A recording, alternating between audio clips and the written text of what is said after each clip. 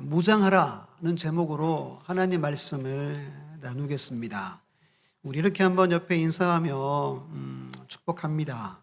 하나님의 사람으로 온전한 믿음의 용사 되세요. 하나님의 사람으로 온전한 믿음의 용사 되시기를 바랍니다. 우리 믿음의 오직 믿음으로라는 찬양이 있죠. 오래된 복음송이죠. 제가 가사를 한번 읽어드리겠습니다. 세상 흔들리고 사람들은 변하여도 나는 주를 섬기리. 주님의 사랑은 영원히 변하지 않네. 나는 주를 신뢰해. 믿음 흔들리고 사람들 주를 떠나도 나는 주를 섬기리. 주님의 나라는 영원히 쇠하지 않네. 나는 주를 신뢰해. 오직 믿음으로 내가 살리라. 오직 믿음으로 내가 살리라. 오직 의인은 믿음으로 말미암아 살리라. 오직 의인은 믿음으로 말미암아 살리라. 먼저 이 찬양의 고백처럼 이 주일 아침에 예배하는 우리 모두의 믿음의 고백이 이러한 고백이 되시기를 예수님의 이름으로 축원합니다. 오늘 말씀은 사도 바울이 13권의 서신을, 편지를 기록한 것 중에 가장 마지막에 기록한 편지입니다.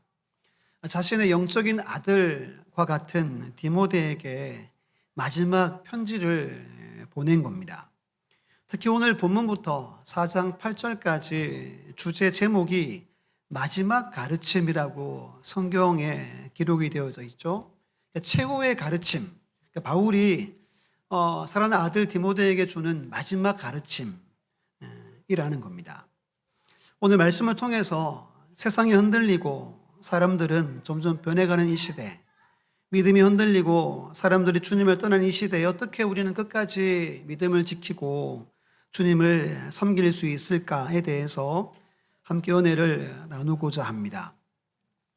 여러분들 뉴스 보시죠?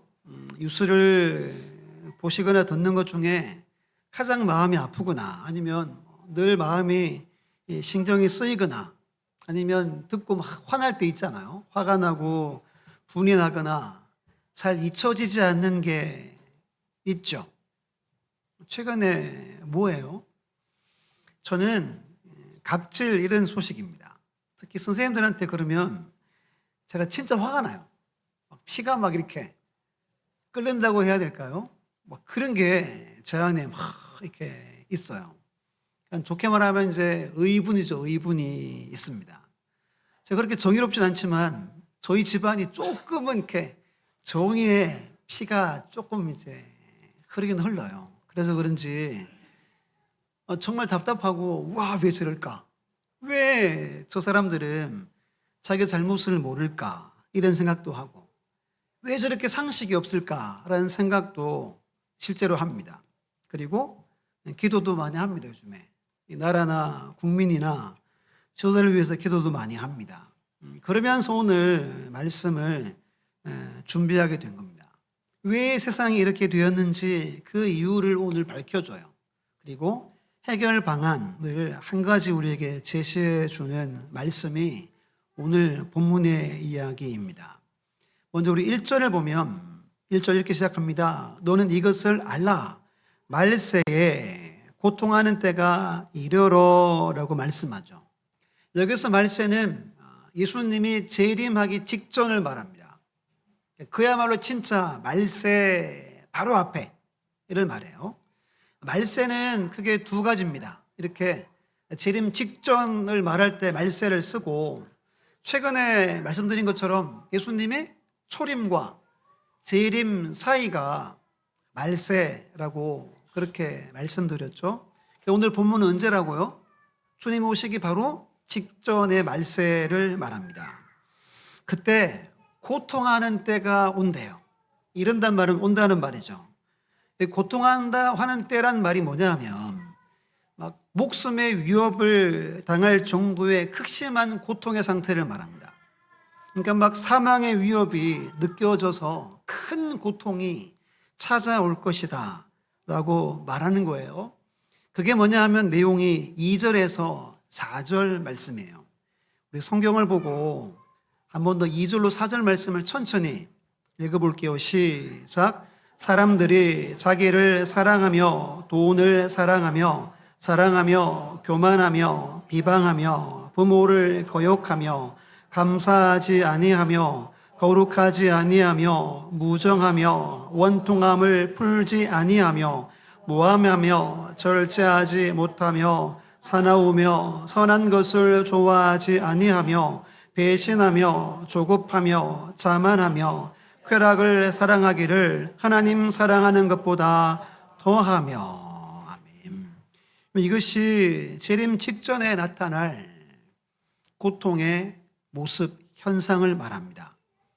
앞으로 이것이 더 심화되고 더 심각하게 될 거예요.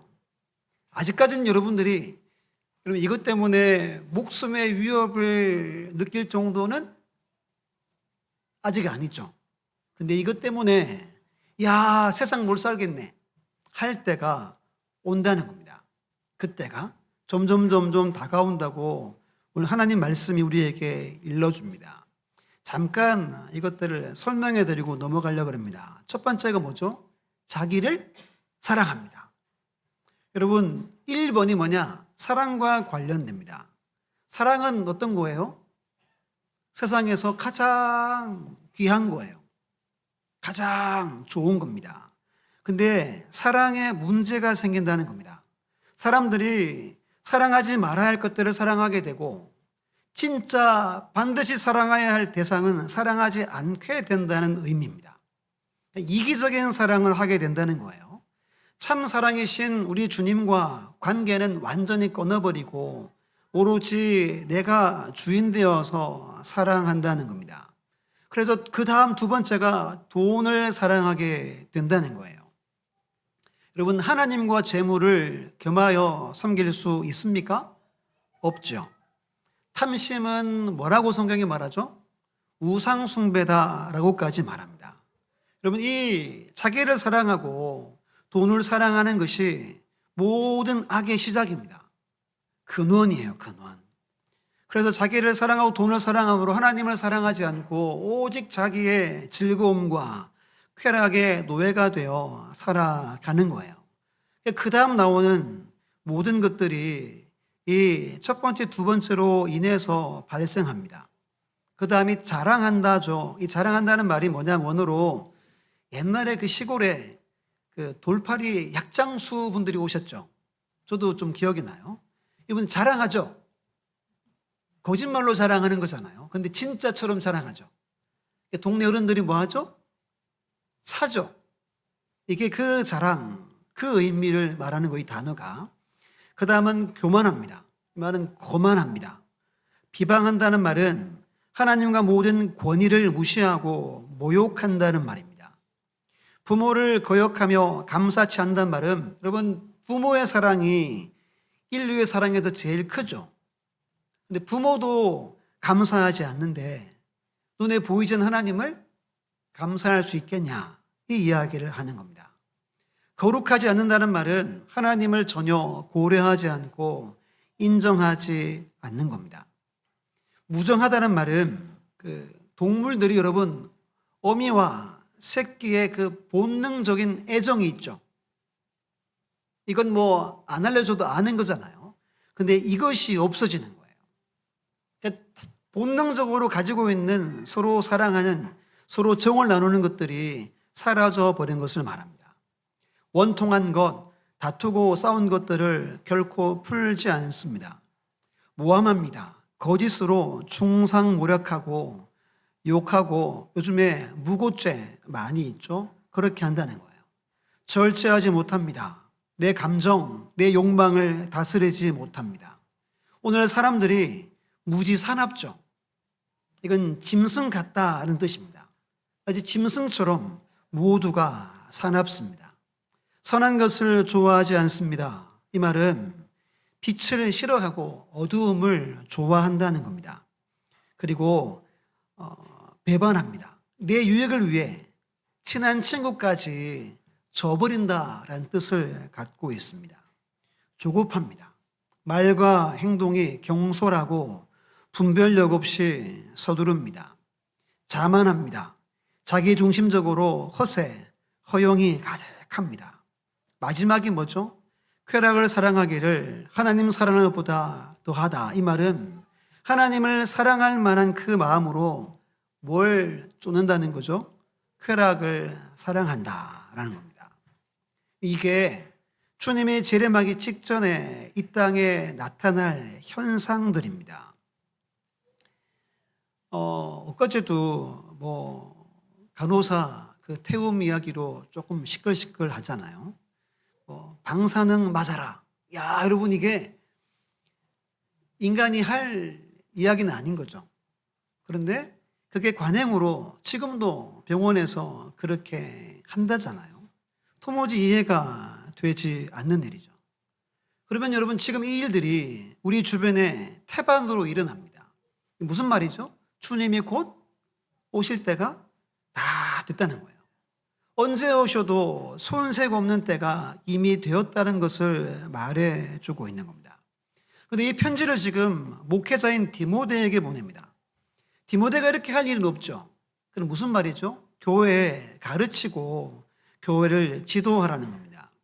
오늘 말씀을 통해서 이렇게 변해버린 세상 가운데서 어떻게 살아가야 할지에 대해서 한 3가지, 이유 2가지, 해결책 1가지를 찾아보도록 하겠습니다. 우리 첫 번째 함께 읽어볼게요. 시작. 예수 그리스도의 구원의 능력에 대한 믿음이 없기 때문이다. 우리 5절 말씀을 성경을 보고 있습니다. 시작.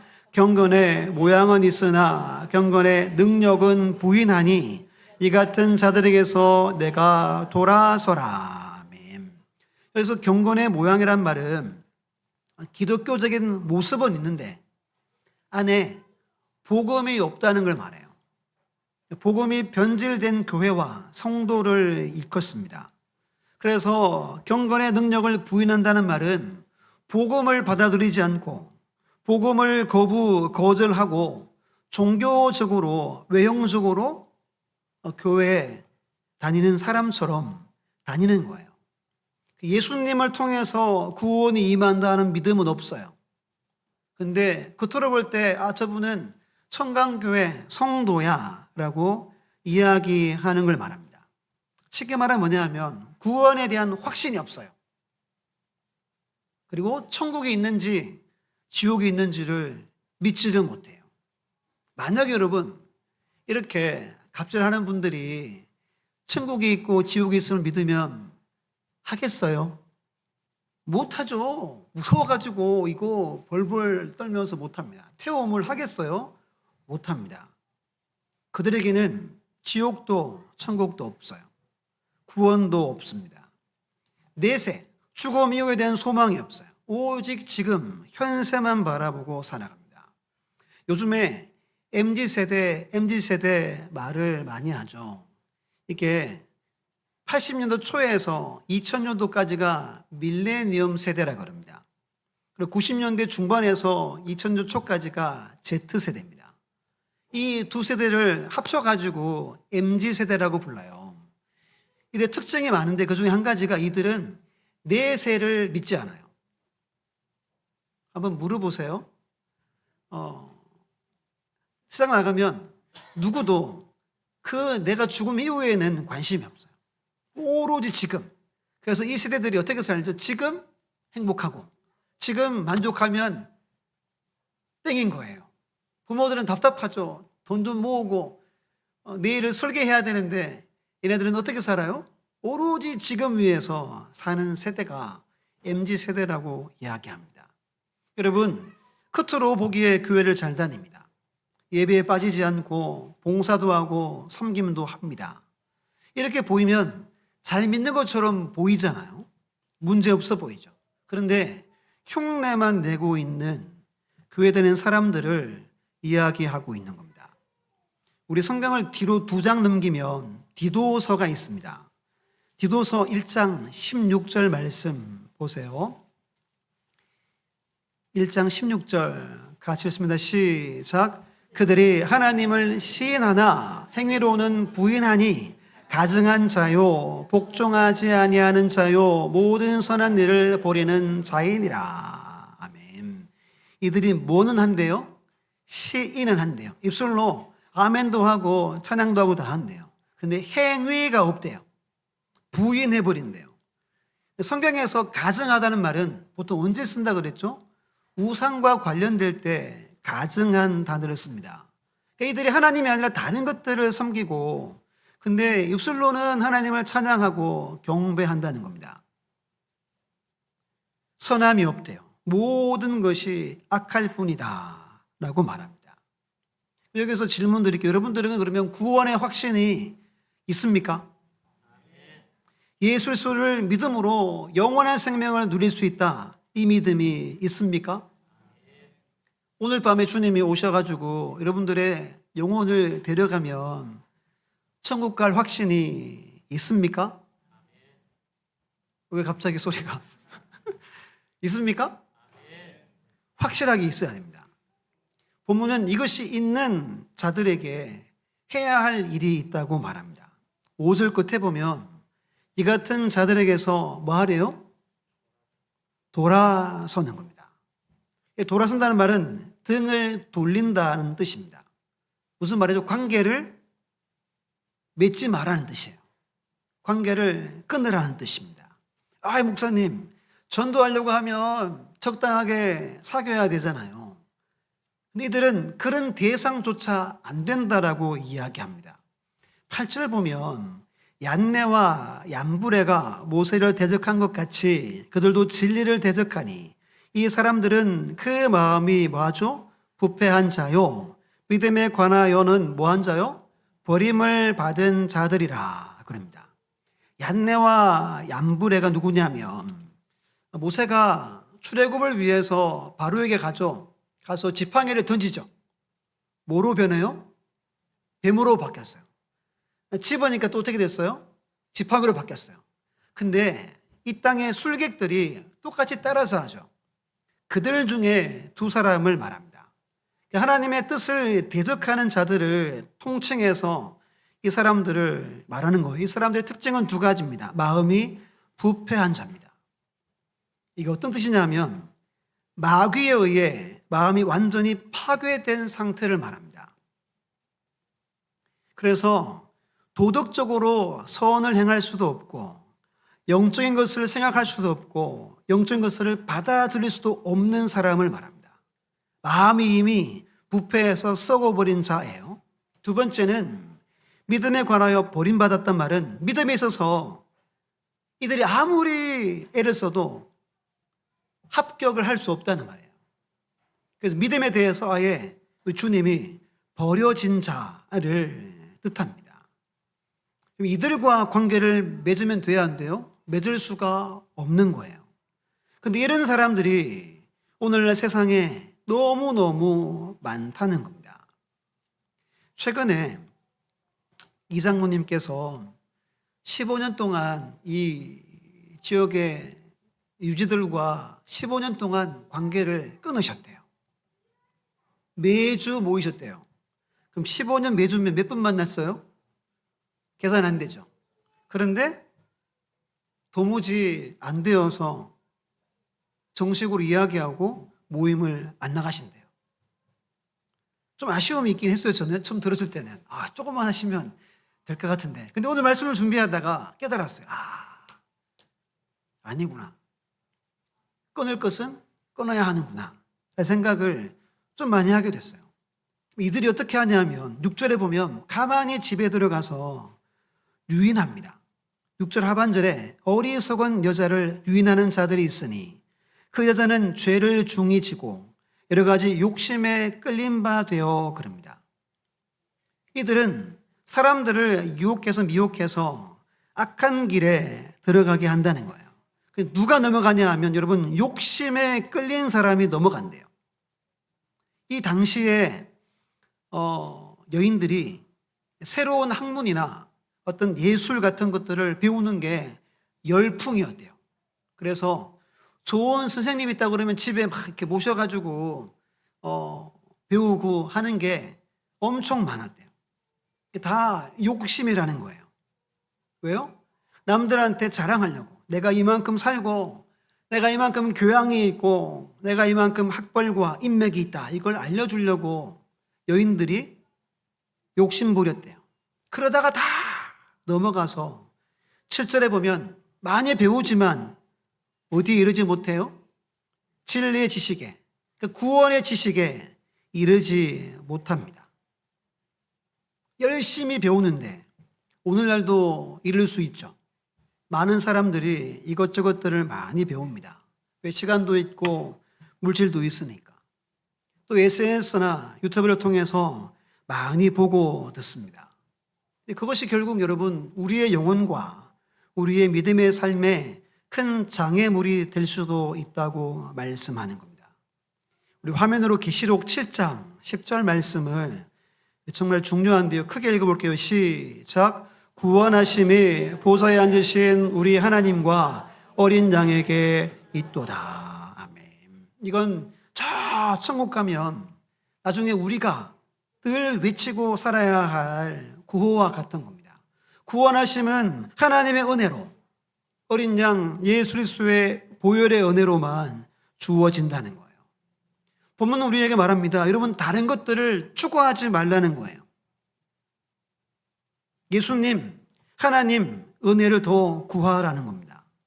다른 건 여러분 몰라도 됩니다. 교양 쌓지 않아도 돼요. 그러다가 우리가 미혹된다라고 오늘 본문이 우리에게 말씀해 주고 있습니다. 오직 우리 주님의 십자가의 은혜 더 붙드시고 또 하나님의 은혜 안에 머무는 여러분들 되시기를 예수님의 이름으로 축원합니다. 두 번째는 잘못된 길로 달려가기 때문이라고 본문이 말합니다. 그리고 성경은 두 갈래의 길이 있다라고 말하죠. 우리 마태복음 7장 13, 14절을 같이 읽어볼게요. 시작. 좁은 문으로 들어가라. 멸망으로 인도하는 문은 크고 그 길이 넓어 그리로 들어가는 자가 많고 생명으로 인도하는 문은 좁고 길이 협착하여 찾는 자가 적음이라 그럽니다. 여러분 2절에 4절 나오는 이 말세의 현상들은 누구에게서 나올까요? 생명으로 인도하는 문에 들어간 사람? 아니겠죠. 멸망으로 인도하는 문에 들어간 사람입니다. 근데 그 길은 아주 넓고 그리고 편안합니다. 안락합니다. 그런데 늘 생명의 인도함을 받는 문에 들어선 자는 길이 좁고 협착하단 말이 뭐냐 하면 한자가 뭐죠? 좁을 협에, 좁을 착입니다. 이게 헬라어로 들리보라는 단어 쓴데요. 이렇게 압력을 가하다는 뜻이에요. 이 길을 걸어가는 게 고통스럽다는 겁니다. 오늘날 어느 정도 여러분들이 그런 것 같아요.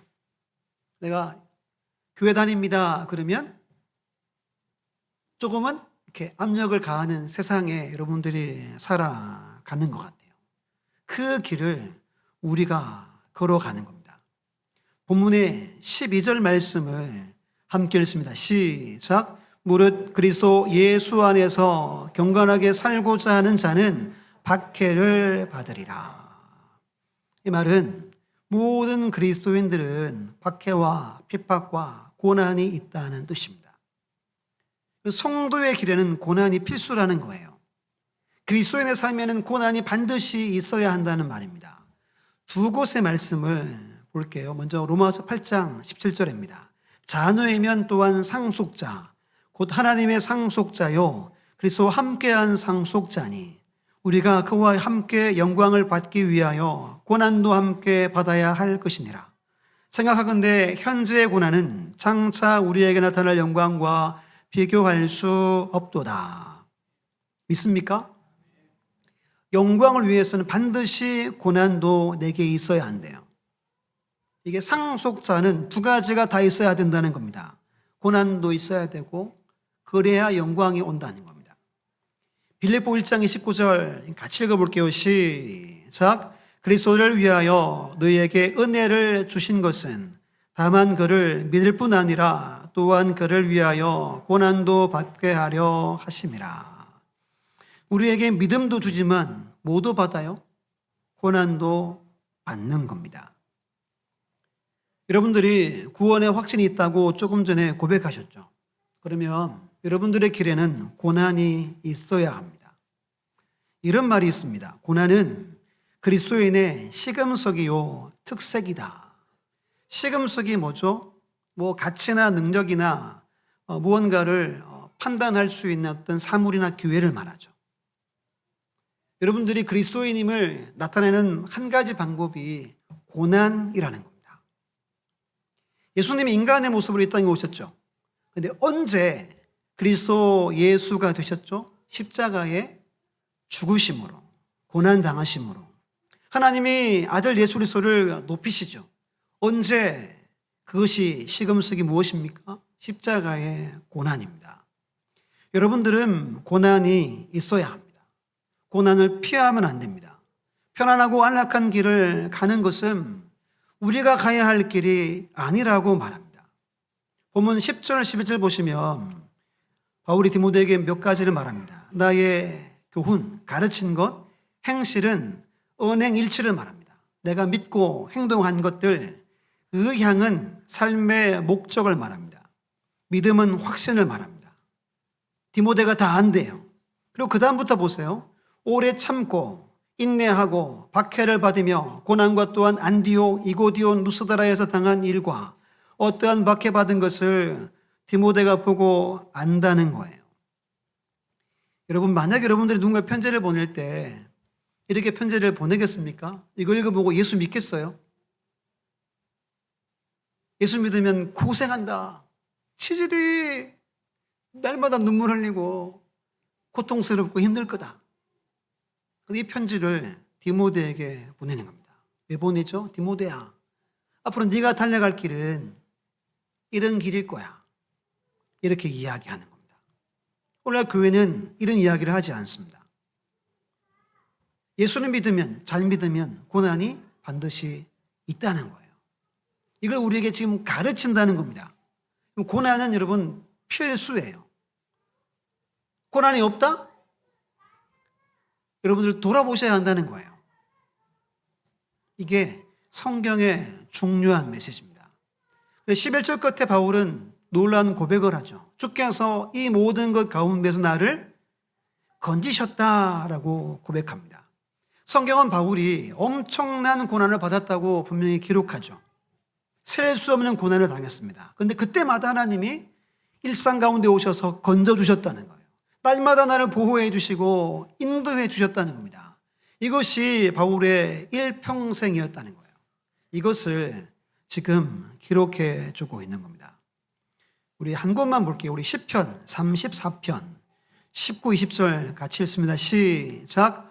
의인은 고난이 많으나 여호와께서 그의 모든 고난에서 건지시는도다. 그의 모든 뼈를 보호하시며 그 중에서 하나도 꺾이지 아니하도다. 아멘. 의인은, 믿음으로 사는 사람은 고난이 어떻대요? 얼만큼 있대요?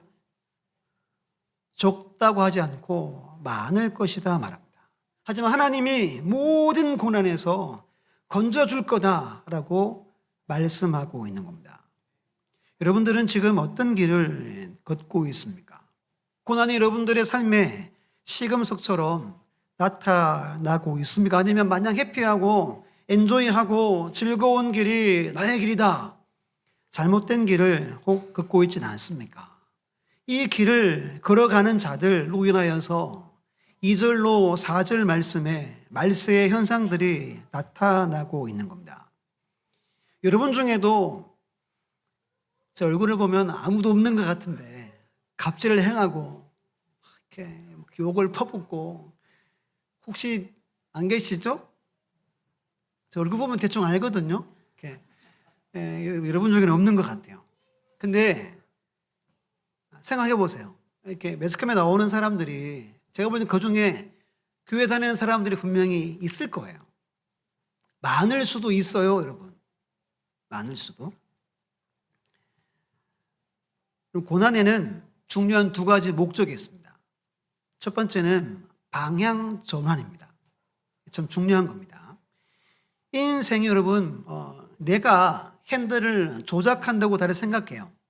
내가 주인 되어서 내 인생을 막 조작해서 내 마음대로 살려고 지금 MZ세대나 모두가 그렇게 살아가잖아요. 성경은 뭐라고 그러면 내가 누구에게 순종하든지 그 순종하는 자가 나를 다스린다고 말하죠. 죄의 종으로 사망에 이르고 순종의 종으로 의에 이른다고 말합니다. 하나님은 우리를 여러분들의 핸들을 잡기를 원합니다. 근데 여러분들을 방향전환하기 위해서는 고난과 역경을 통해서 하신대요. 베드로전서 4장 1절 2절 보면 육체의 고난을 받은 자는 뭘 거쳐요? 죄를 거칩니다. 육체의 고난이 내게 임해야 죄를 멈춘다는 거예요.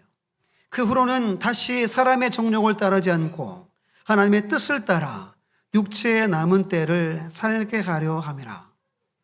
고난 당하면 정신 차린다는 거예요. 정욕을 따르지 않고 하나님의 뜻을 따라 산다는 겁니다. 그 유명 강사 중에 김미경이라는 분이 있죠. 이분이 이런 유명한 말을 했어요. 인생은 사건 중심이 아니라 해석 중심이다. 우리 믿음의 사람은 내가 당하는 사건들을 믿음으로 해석하면 돼요. 인생이 어때요? 지나면 다 어때요? 지금 좋을 것 같은데 지나면 아무것도 아니죠. 야, 내가 이것 때문에 내가 그렇게 마음 졸이고 염려했냐? 해석이 중요하다는 거예요. 그리고 고난이 왔을 때 하나님 내 방향을 틀어가시는구나 라고 믿으시기를 바랍니다. 고난이 없으면 저는 여러분들이 인생이 안 바뀐대요. 정신을 못 차려요. 넓은 길로만 가려고 한다는 거예요. 고난은 방향전환이에요. 두 번째는 레벨업입니다. 레벨업. 최근에 휴가 때 제가 이제 영화 봤다 그랬잖아요. 저희가 먼저 끝나고 새 여자분 영화가 길어가지고 앞에 있는 오락실에 이사에 가져서 갔습니다. 같이 이제 좀 해주고 제가 이제 비행기 오락을 과거에 소지적에 많이 했어요. 그래서 비행기 오락을 한번 보여줬죠. 그랬더니 눈이 동그래가지고 아빠 도대체 이걸 어떻게 다 피하냐고. 몸이 여러분 기억합니다. 몸이 기억해요. 저도 놀라면서 다 피했어요. 다 피하고 몇 판 이렇게 갔어요. 제가 어릴 때 50원 넣고 1시간 했어요. 아줌마가 막 끄고 막 이렇게. 옛날 건 이렇게 끝까지 가면 또 됐어요. 제 게임 이렇게 했었습니다. 여러분 그 게임에는 레벨이 있잖아요. 오늘날 게임하는 우리 젊은 세대가 그 한 레벨 올리려고 시간과 돈을 막 엄청 쏟아붓죠. 떨어지면 막 거품 물고 막 그럽니다. 근데 여러분 게임 레벨업에는 열의를 나타내는데 내 인생을 한 단계 올리는 데는 관심이 별로 없어요. 주저한다는 겁니다. 근데 고난이 오면 저절로 여러분들의 신앙과 인생의 레벨이 올라간다는 거예요. 마냥 늘 쉽고 편안한 길만 고집하면 여러분 신앙이 자라지 못해요. 고난이 오면 피하지 않아야 됩니다. 이런 말씀이 있습니다. 징계는 다 받는 것이거늘 너희에게 없으면 사생자요 친아들이 아니니라. 이건 여러분 무서운 말입니다. 그리스도인에게는 고난이 반드시 있습니다. 오늘 바울이 디모데에게 말한 것처럼 오래 참음과 인내로서 하나님이 나의 방향을 트시고 내 신앙을 한 단계 올리려고 하는가 보다라는 믿음으로 그 고난의 길을 걷는 자는 이 마지막 때의 현상들이 나타나지 않습니다. 근데 넓은 길로 가고 모양만 예수 믿으면 여러분도 어떻게 살지 제가 어디 가서 장담하지 못할 수도 있는 거예요. 고난을 감사히 여기시고 유익하다 마음으로 끝까지 인내함으로 이겨내시기를 예수님의 이름으로 축원합니다. 마지막 이제 해결책입니다. 같이 한번 읽어볼게요. 시작. 성경을 무장하라입니다. 오늘 본문 17절까지 보면 이 이야기 전체를 쭉 읽어보면 하나님이 한 가지를 우리에게 요구하십니다. 14절에 보면 그러나 너는 배우고 확신한 일에 거하라 그러죠. 근데 그러나 그럽니다. 13절 보시면 악한 사람들과 속이는 자들은 더욱 악하여져서 소외기도 하고 속기도 하나니. 지금 이런 일들이 너무 많죠. 조금만 정신 못 차리면 속입니다. 통장에 돈 다 틀리고 막. 이게 오늘날 지금 현실입니다. 그러나 어떻게 하래요? 배우고 확신한 일에 거하라 그럽니다. 자, 이걸 설명해 드릴게요. 배우고는 단순한 배움이 아닙니다. 깨달음을 얻는다는 말입니다. 깨달음을 얻었죠. 확신은 믿음을 갖는다는 겁니다. 깨달아 믿음을 갖게 되는 겁니다. 거하라는 말은 계속 그 상태를 유지하고 머물러 있으라는 겁니다. 그럼 여러분, 우리가 무엇을 배우고 무엇을 믿고 깨닫게 되어야 됩니까? 오늘 본문은 성경이라는 거예요. 성경. 다른 것을 하나님은 말하지 않습니다. 15절 가서 보면 또 어려서부터 성경을 알았나니 디모데의 신앙의 이력을 디모데는 어릴 때부터 성경을 배웠대요. 이게 엄청난 특권인 거예요. 여러분들은 안 그런 분 계시잖아요. 근데 여러분들 자녀들이 어릴 때부터 교회 다니고 성경을 배운 자녀들이 많죠. 이건 여러분 엄청난 은혜와 복을 받은 겁니다. 왜냐하면 우리 15절 말씀을 함께 읽습니다. 시작. 또 어려서부터 성경을 알았나니 성경은 능히 너로 하여금 그리스도 예수 안에 있는 믿음으로 말미암아 구원에 이르는 지혜가 있게 하느니라. 아멘. 여러분, 성경을 통하지 않으면 구원받을 수 없어요. 풍월로 들어서 아닙니다. 성경 말씀을 통해서 분명히 그리스도 예수 안에는 믿음이 생겨져야 합니다. 그래야 구원에 이르는 지혜를 얻어 구원에 이르는 겁니다. 하나님은 우리에게 성경을 무장하라고 말합니다. 구원은 오직 성경으로 됨을 믿으시기를 바랍니다. 그 첫 번째가 성경만이 구원에 이르는 지혜를 얻게 합니다. 부모님이 신앙에 좋다고 자녀가 구원받습니까? 자녀가 믿음 좋다고 연로한 부모들이 구원받습니까? 절대 못 받습니다. 제가 오늘 말씀을 준비한 것 중에 한 가지가 곧 명절이 오죠. 이번 주는 무장하라, 다음 주는 구별되라, 2주 말씀을 전할 텐데요. 명절 오면 또 오래간만에 만나죠. 그들에게 우리 안에 무장됨을 보여줘야 돼요. 이게 기회잖아요. 대놓고 교회가 하지 못해도 내 안에 이제 한 10여일 남았는데 말씀으로 성경으로 채우셔야 돼요. 그래야 하나님의 역사가 있는 거예요. 여러분, 잘해준다고 구원받는 거 아닙니다. 여러분들이 믿음으로 살면 하나님은 은혜를 더하시고 역사하는 거예요. 주께 매달리시고 그때 부모님이나 형제들이 예수를 믿게 되는 겁니다. 두 번째는 왜 성경을 무장해야 돼? 17절 보면 이는 하나님의 사람으로 온전케 하며 모든 선한 일을 행할 능력을 갖추게 되기 때문입니다.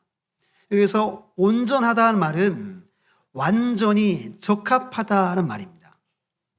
2장의 21절 보세요. 2장의 21절을 한번 읽어주세요. 그러므로 시작. 그러므로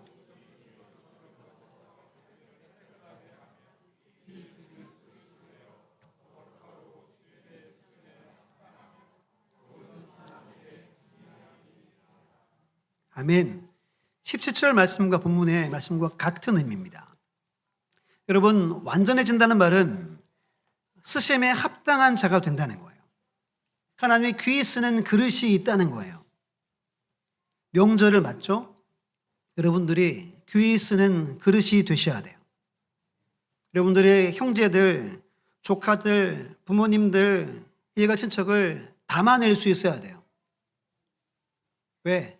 하나님의 손에 들림받은 그릇이기 때문입니다. 그때 구원이 여러분들의 가정과 가문 가운데 역사할 수 있는 거예요. 뭘 무장해야 됩니까? 성경을 무장해야 됩니다. 다른 거 배우는 거, 추구하는 거 잠깐 내려놔도 상관없어요. 이 인생에 문제 없습니다. 오히려 그것 때문에 유혹되고 미혹되고 시간 허비하고 물질 허비할 수 있는 거예요. 성경은 분명히 말씀하고 있는 겁니다. 이제 말씀을 다 전했습니다. 날마다 성경을 묵상하시기를 간절히 축복합니다. 그래야 더 구원의 확신으로 살게 되는 거예요. 그래야 2절 4절처럼 저런 악한 행동들이 내 삶에 나타나지 않습니다. 이것을 꼭 믿으시고 날마다 주님의 승리의 길을 걸어가는 우리 모두가 되시기를 예수님의 이름으로 축원합니다.